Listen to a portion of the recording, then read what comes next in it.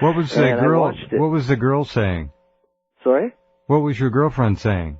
She wasn't saying much. She was just watching it on, trying to figure out what it was too. Yeah. Now, if this is, I was excited because I knew, well, this isn't normal. So what is this? So yeah. If this, Todd, if this was outside the Earth's atmosphere, right? It must have been a very large piece of hardware.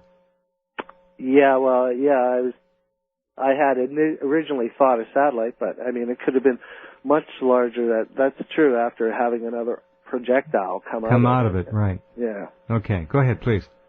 So I was pointing out to my girlfriend. I'm standing up. I'm watching this thing coming down towards the Earth, and as it got close to the Earth, all of a sudden it started to slow down, and I lost sight of it not long after that, but I watched as it slowed right down as it got closer to the ground, and I thought for the rest of the night what it was I had seen, and then I still have no answers that really fit into what it could have been.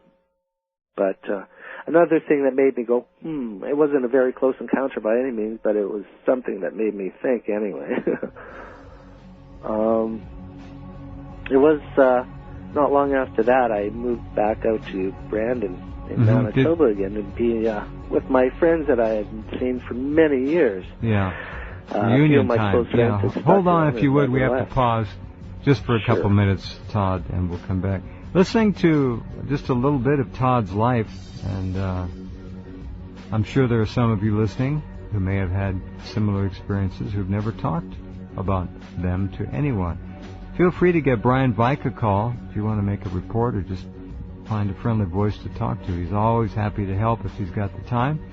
And when people repress these things over the years, they can do some nasty things sometimes. Be back in a minute.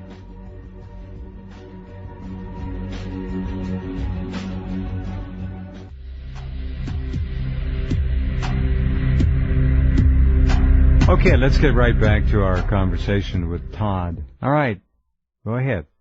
Hi. I moved back out to Manitoba in 2002 to be with my best friends. I hadn't seen them for years, and some of them had stuck around, so I was able to come back and hang out with them. You know, good friends are hard to find throughout life, and once you have them, try and keep them for sure.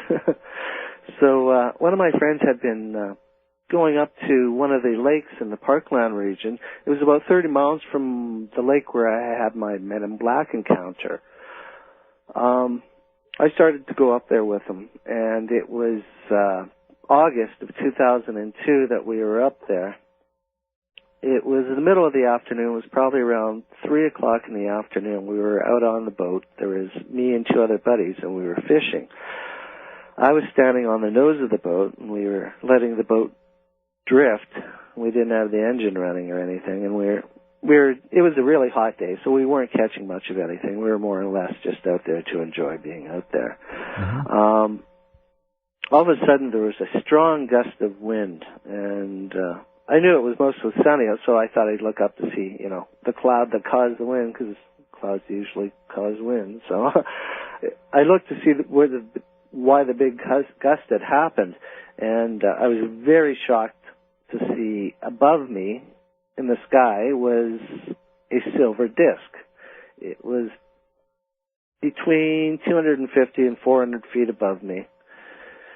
I was trying to make sense of what I was looking at. At first I thought, is that the moon? No, that can't be the moon. What the heck is that? And I started to run through things in my mind of what it could possibly be. Is that a balloon? It's not a balloon. It's not. You were looking right at the bottom of it, were you? Sorry? You were looking right at the bottom of it? That's correct. It was directly above us. And your friends in the boat? I'm sorry? What did your friends in the boat have to say? Well, they hadn't even seen it yet. Oh, okay. And so I looked down at them, and they were both in their own world. And I said, look, up there. I said, there's a disc right above us. And I looked back up at this disc, and it was just sitting in the sky there. It wasn't doing anything.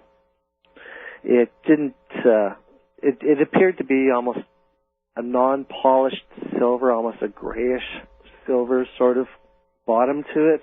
Mm-hmm. It wasn't reflective in any way. And I'm looking up at it just in total disbelief. I'm believing what I'm seeing with my own eyes. And I'm looking back down at my friends again, and I'm going, look up there. There's a disc right above us. And I don't even know if they heard me.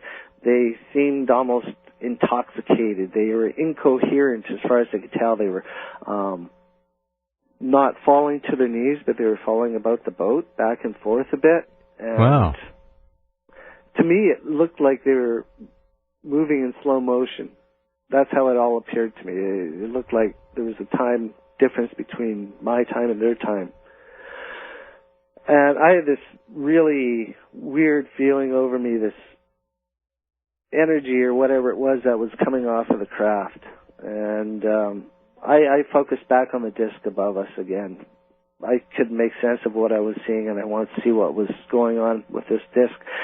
I watched for a short while longer, and it wasn't long before it started to move very gently and very slowly for maybe 2 seconds, and then in an instant, in a fraction of a second, it was gone. It shot straight up. I watched it just go, gone. Speed that we can't touch. Instant speed that would kill any human being. You know what I mean? From the G-force. Sure. You were able to see the direction it went, though.